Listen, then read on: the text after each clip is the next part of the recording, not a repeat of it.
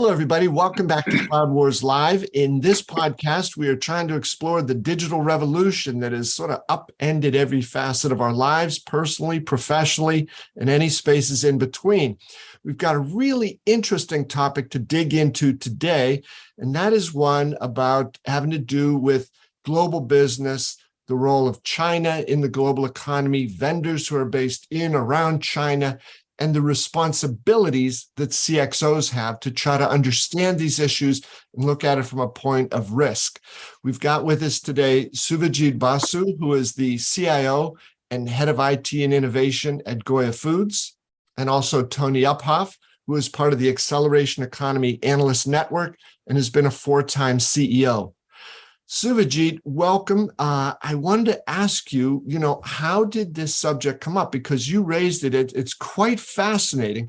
So as the CIO of a big, thriving business where data is becoming more essential all the time, you look at something like the proposed acquisition of VMware by Broadcom, and it's got to raise, or it clearly has raised with you, some pretty potent questions.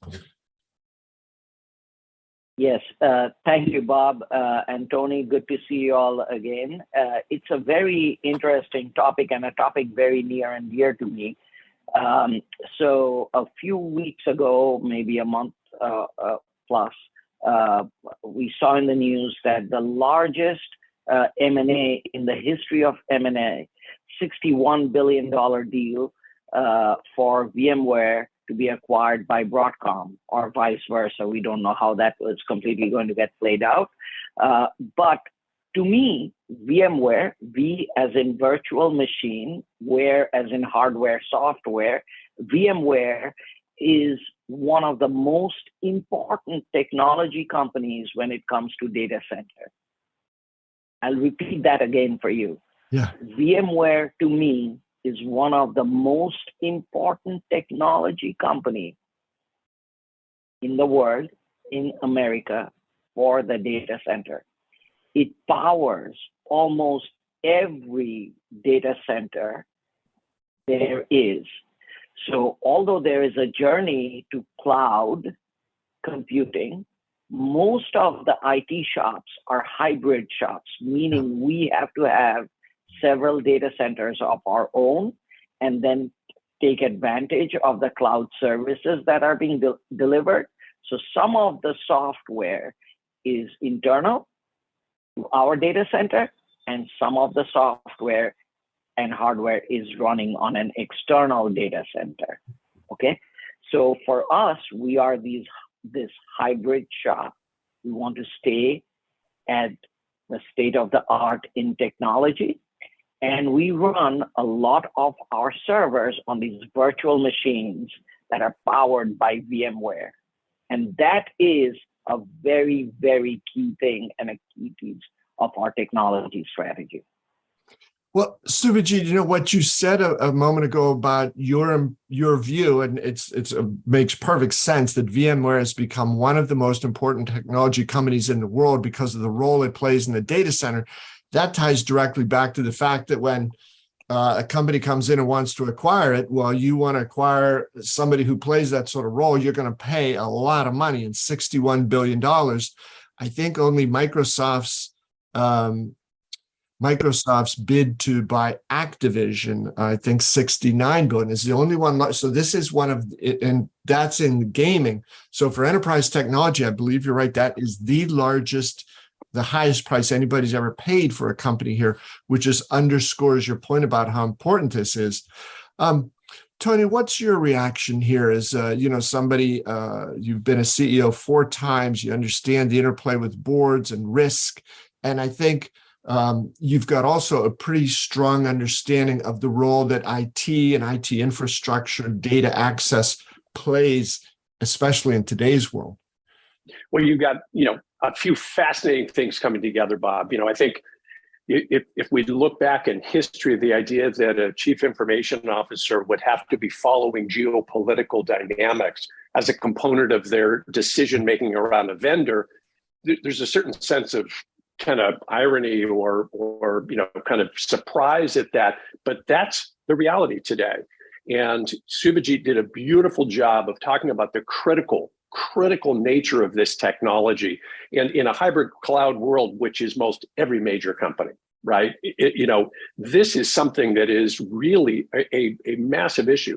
So if you were a publicly traded company, it's not just the risk of your company. You're now, you have a fiduciary responsibility to shareholders to understand, hey, if a transaction is to go through and the ownership structure of this other company perhaps is murky at best, and we don't completely understand it, is there risk there? And I think, before we turned the camera on, Bob, we were talking about, in a highly competitive world, if you think of risk as simply a component of friction, does that, right, put the C-level decision makers and influence in a position to say, hey, let's get 2 or 3 other bids on this. Yeah. Let's bring in some competitors here just to get a better understanding. And I'm not suggesting that C-level folks now need to go on some sort of, investigative process to really understand, is the transaction going to go through? How is this going to work? What real risk is there? All I'm pointing out, Bob, is I think this is an opportunity where somebody raises their hand and says, hey, is there an alternative? We're about to renew. Is there an alternative? Or, hey, we're a first-time customer, and should we look at an alternative out there? But I will say, under the component of risk, to Suvajit's point, I guarantee you there are boards and others, given the early kind of media attention around this, that are raising their hand and asking these types of questions. And what do you know to be true about boards of directors and particularly publicly traded companies? Let's just avoid risk. Yeah. We just rather avoid risk if we can. Suvajit, would you track us through your thinking on this a little bit? You mentioned about a month ago when this came up. How has this affected your outlook and what those, as Tony pointed out, those potential new entrants into the conversation could be? Well, the number one concern every CIO has in their mind on 2022, 2023 is cybersecurity. Yep. Cybersecurity is the number one issue on all our minds. How do we protect our company's data assets? How do we protect our company from risk and downtime? And it's all related to cybersecurity, right? So if VMware is now acquired by a US or American entity, whoever it is, that raises the risk profile of a very important company like this, we have to address it head on, right? Because you can have this data being exfiltrated at a system level, and then the vendor also has now clear access into every data center we have, right? That raises our risk. So cybersecurity threat and the threat of who has access into our data centers become very, very important, and a very, very important question for us to be able to answer. So that is why we are raising this concern. Actually, VMware had that at their annual conference in San Francisco 2 weeks ago. I was there to understand from the people directly what their thinking is, how they are going, etc. And I made it a point to go firsthand and see what this incredible company was doing and how this M&A transaction was going to get played out. Suvajit, without asking you to share any confidential details, were you, as you made those inquiries, were you happy or satisfied with what you were told? I'm neither happy, not completely satisfied with what I was told, right? Because look, M&A is part of high tech. Companies in every space of high tech, hardware, software, cybersecurity, they go through M&A on a regular basis. That is not the main issue here for an important company. The key thing is who will have access to my data center and to my data, and does it raise the risk?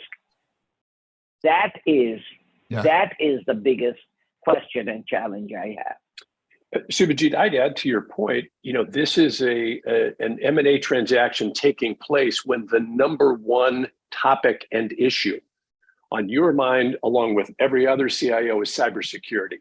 Mm-hmm. I think if we went back a decade ago, while cybersecurity was important, because of the flow of data and how we're managing data we've seen a step change in technology over the last decade. I think this is a different era. And I think it underscores your point. I think, had this been in a different era, we've always seen M&A as a part of technology, as it is in most every industry. But this is a different era. The stakes are higher. The risk is higher. And we have seen, unfortunately, examples of access to data that was used inappropriately and criminally in some cases. So, it's a big deal given the era of technology that we're in, I would argue. Yeah. Yes, that's a very important point you bring up, Tony. And let's talk about a few of these epoch era in terms of technology, right?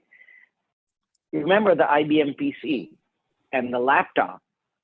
The IBM laptop was one of the best laptops out there. Everybody loved their keyboard, their technology, etc. They were acquired by a company, Lenovo, which was ultimately sold to outsiders. And what we came to know is that there was a chip right within these laptops that could have posed a security threat. We actually stopped buying Lenovo laptops when the specter of that risk came up, right? So that is a very important thing. In more recent times, if you look at Broadcom per se, they tried to buy Qualcomm to become the undisputed leader in the 5G space.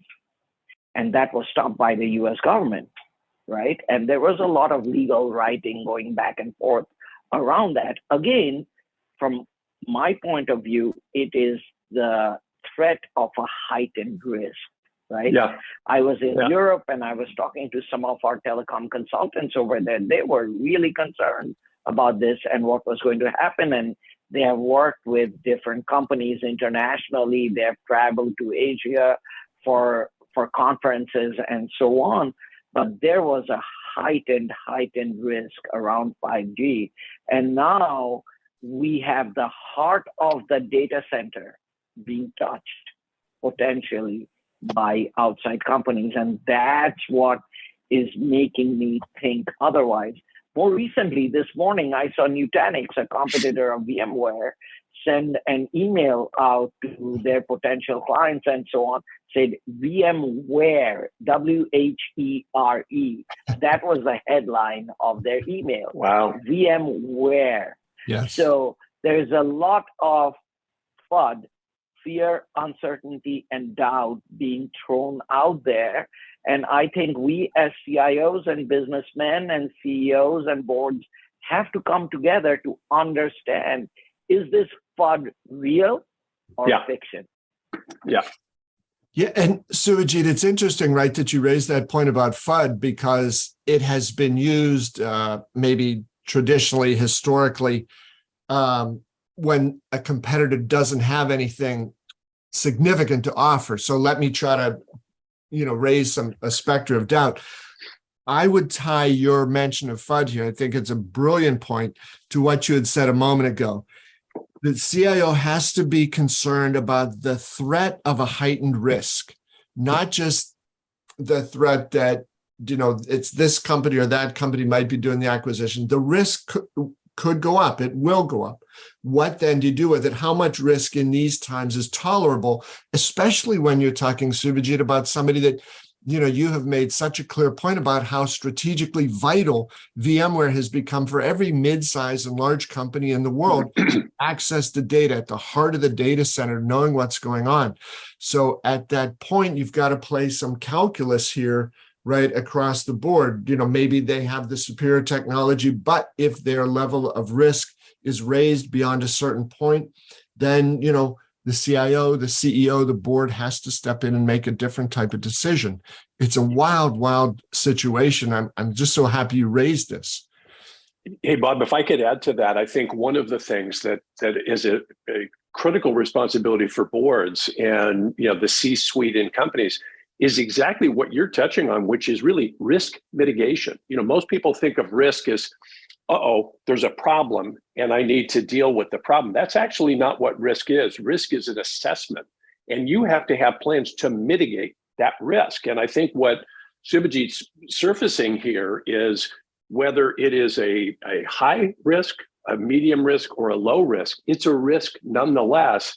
And a board of directors and the C-suite has a huge fiduciary responsibility to mitigate that risk. Hopefully, you go down the road and the risk never really came about, right? But that's going to come by companies determining, how do I mitigate a potential risk? And boy, it's not an inconsiderable one given the dynamics that Suvajit has laid out. Suvajit, if I could ask a question here, right? We've seen in books or movies, it's almost become a cliche. Hey, I'm from the government and I'm here to help. That can give us varying degrees of comfort or discomfort. So I think it's fascinating that it was Suvajit that attempted acquisition of Qualcomm by Broadcom 4 years ago that surfaced this notion, the 5-letter acronym CFIUS, the Committee on Foreign Investment in the United States. It is chaired by the Secretary of the Treasury, and it has representatives from 16 different governmental agencies, including defense, state, and commerce. Now, in 2018, they stepped forward and made a pretty definitive point here in challenging Broadcom's ability to buy Qualcomm due to these notions of national security.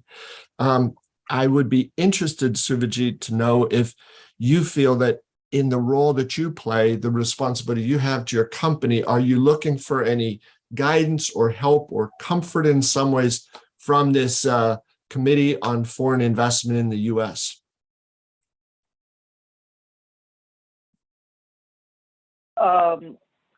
I think government's job is to make business feel comfortable. Yeah. To create an atmosphere where businesses can thrive and work in an equitable and ethical manner, right? Yeah. So ethics is very important over here. I leave it up to the people in the government to figure out how to address this, but our perspective as CIOs running multi-billion-dollar company and their technology, is very important to them also. I know that, just like they're very important to us. Yeah. Tony, I'd like to ask each of you gentlemen for a final thought on this. Tony, to you first, and then Suvajit will come over to you. Hey, well, first of all, my thanks to Suvajit for joining us this morning and talking about this. I think it's such a beautiful example of the times we're living in, number one, and number two, the roles and responsibility of the folks around the table that are making these decisions. And I think, I oftentimes overuse the expression, Bob, of going from checkers to chess, but I think this is a great example that the complexity around what you might think of as sort of a linear decision around a vendor or technology provider or the renewal of some sort of a license or something. There's a lot of complexity around that. And I think this idea that keeping uppermost in your mind safety and risk mitigation, particularly around cybersecurity, is so critical. And I think it also underscores, Bob, we are now all technology companies. Regardless of the industry that we are in, we run our business and are growing our businesses through the use of technology. And the genie's not going back in the bottle. So this is a reality, and I think this type of complexity is only going to continue, if you will. And I applaud Suvajit and his colleagues for really taking that second level of thinking to critical decisions around something like this. I just want to add to what Tony is saying, Bob. The importance of VMware permeates through every industry. Every industry. I'm in food and beverage. Okay, healthcare is running VMs. Wall Street finance is running VM. There is military is running VM. There is no single industry that I can think of that is not running VMware today. And that is the cyber threat we are talking about, the heightened level of risk we are talking about here. Suvajit, one final question for you, just again in this wrap up.